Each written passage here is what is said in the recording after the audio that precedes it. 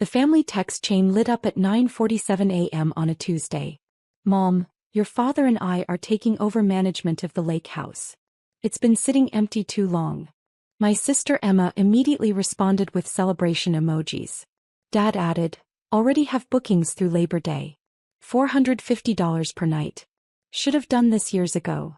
I stared at my phone in the office of the affordable housing nonprofit I directed. The lake house they were managing was mine. I'd purchased it in 2019 with money from my grandmother's estate. The grandmother who'd raised me while my parents focused on Emma. The same property they'd called a waste when I bought it. You'll never use it, Dad had said. Irresponsible investment for someone in the nonprofit sector. I hadn't used it much. I'd been too busy running housing programs for families experiencing homelessness. The lake house was my one indulgence, my someday retirement dream. I visited maybe 6 weekends a year. Apparently that was too empty for my parents' taste. Emma, can I get the 4th of July week? Want to bring friends? Mom, of course, sweetie. Family discount, only $200 per night. My family discount was being charged $200 per night to stay at my own property. I called my attorney Marcus Chin, who handled the lake house purchase. They're listing my property on Airbnb without permission.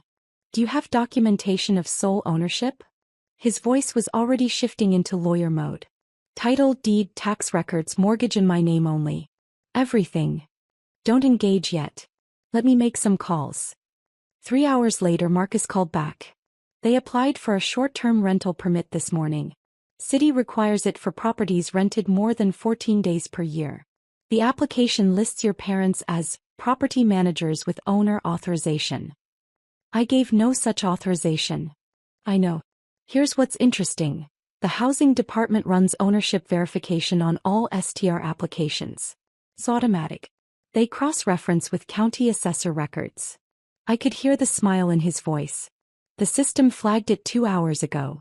Your parents' application shows them as authorized managers, but county records show you as sole owner with no management agreements filed. No LLC, no trust, no partnership. Just you. What happens now? The city investigator, Rebecca Torres, will contact the actual property owner, you, within 48 hours to verify authorization. It's protocol for flagged applications. Thought about my parents. Dad was a retired insurance executive. Mom had been a real estate agent before retirement. They knew about permits. They knew about authorization. They'd done this deliberately, assuming I'd never find out or never push back. The ghost ledger started writing itself in my mind. Years of your nonprofit salary is embarrassing. Cost. My confidence in choosing meaningful work. Every family dinner where Emma's marketing VP salary got praised while my housing program that sheltered 340 families got silence. Cost. Believing my work mattered to them. The lake house purchase they'd called financially irresponsible, while Emma's third investment property was brilliant. Cost. Joy in my one personal achievement. Now they were profiting $18,000 from property they'd mocked me for buying.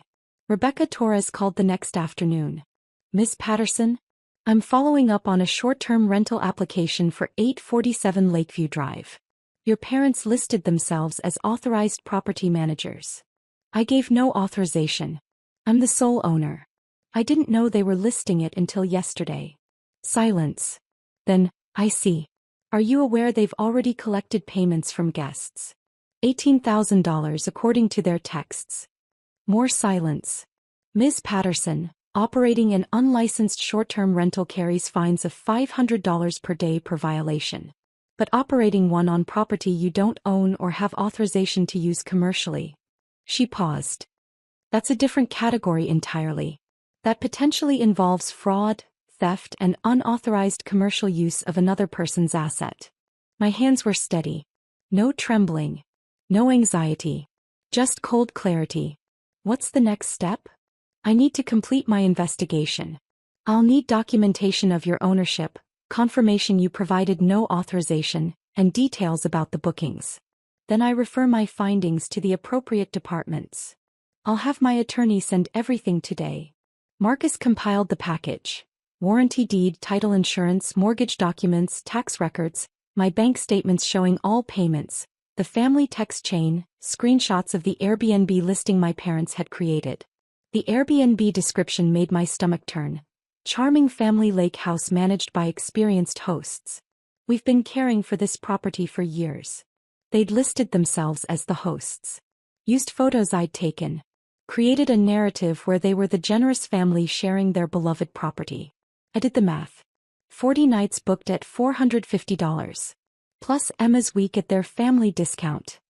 They'd planned to gross over $19,000 by September, probably keep it going through fall color season. Rebecca Torres called 5 days later. I've completed my preliminary investigation. I need to inform you that I'm referring this case to multiple departments. He listed them. City Attorney's Office for Unauthorized Commercial Use and False Permit Application. County District Attorney for Potential Theft and Fraud. State Regulatory Commission for Unlicensed Property Management. IRS for Unreported Income and Use of someone else's asset for personal profit. Your parents will receive notification within 2 weeks. I recommend they obtain legal counsel. What about the guests who've already paid? That's complicated. The bookings were made fraudulently, but the guests are innocent parties. Your parents will likely need to refund all deposits and any payments received. If they can't or won't, you may need to honor the bookings or face your own liability issues. $18,000 they'd collected. $18,000 they'd need to return. Plus whatever they'd already spent. I thought about my parents' retirement plans. They'd been planning to downsize to a luxury retirement community. $65,000 deposit, due in 6 months. They'd been cutting expenses, skipping vacations, watching every dollar. Then they'd found my empty lake house and seen dollar signs. I called Emma. She answered cheerfully. Hey, are you calling about the lake house calendar? I wanted to add. Did you know they don't have permission to list my property? Pause. What do you mean your property? I mean I bought it. I own it. It's in my name only. They have no legal right to rent it out. That's ridiculous.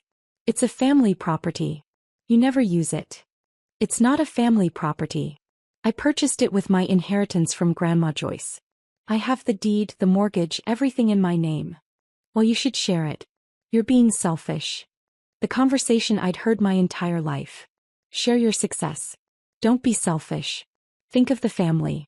But when I'd asked to borrow their car for a non-profit event. Too much liability.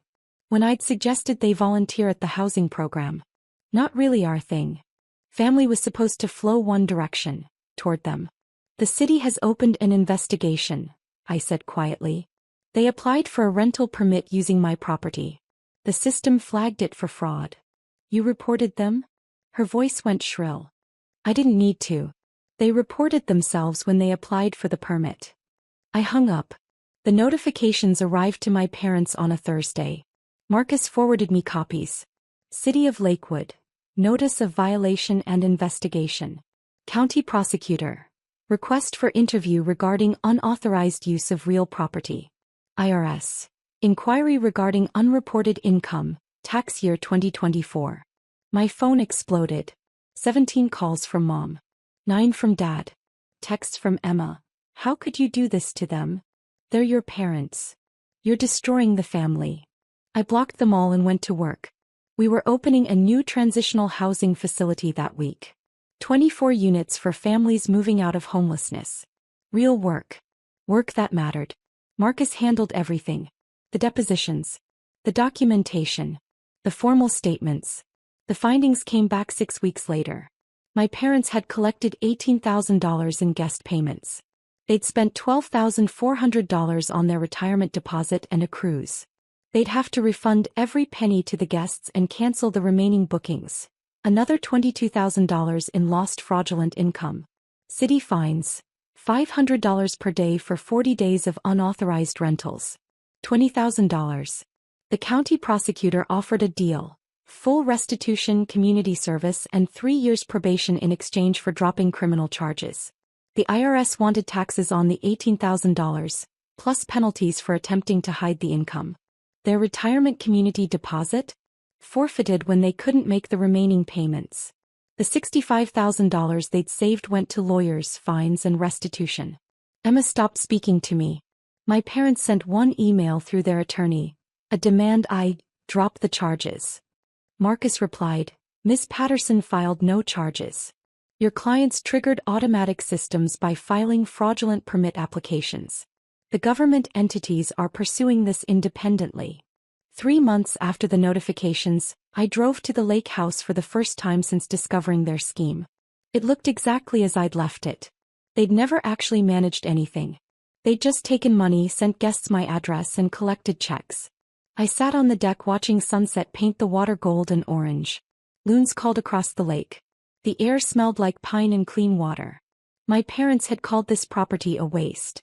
They'd mocked my purchase. Then they'd tried to profit from it while I worked 60-hour weeks helping families find housing. The irony was almost poetic. I helped people find homes. They tried to steal mine.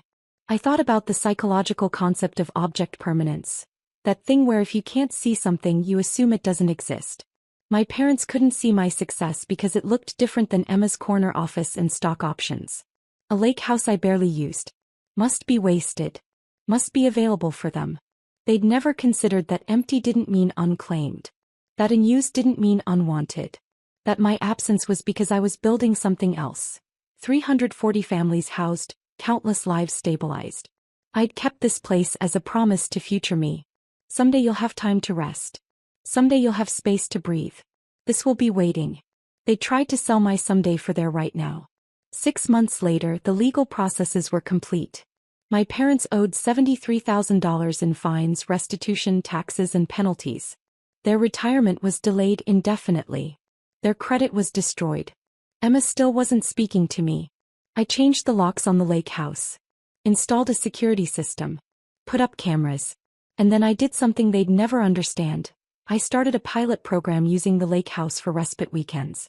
Families graduating from our housing program could apply for a free weekend retreat. A chance to rest, to celebrate their progress, to remember what safety and peace felt like. 10 families a year. Carefully scheduled, properly documented, fully insured. Not managed by me. Managed by the nonprofit with proper licensing, legal structure, and the authorization they'd never bothered to obtain. The first family arrived on a Friday in October. 2 parents, 3 kids, 1 grandmother. They'd been homeless 18 months ago. Now they had stable housing, stable income, and 3 days at a lake house. I showed them around. Use anything you need. There's firewood for the fire pit. The kayaks are in the shed. Just rest. The grandmother hugged me, crying. We've never had anything like this. I thought about my parents collecting $450 per night from strangers. This family paid nothing and gained everything. The property my parents called wasted was now changing lives. Just not the way they'd planned. I drove away as the kids discovered the tire swing, their laughter echoing across the water. The lake house wasn't sitting empty anymore. It was full.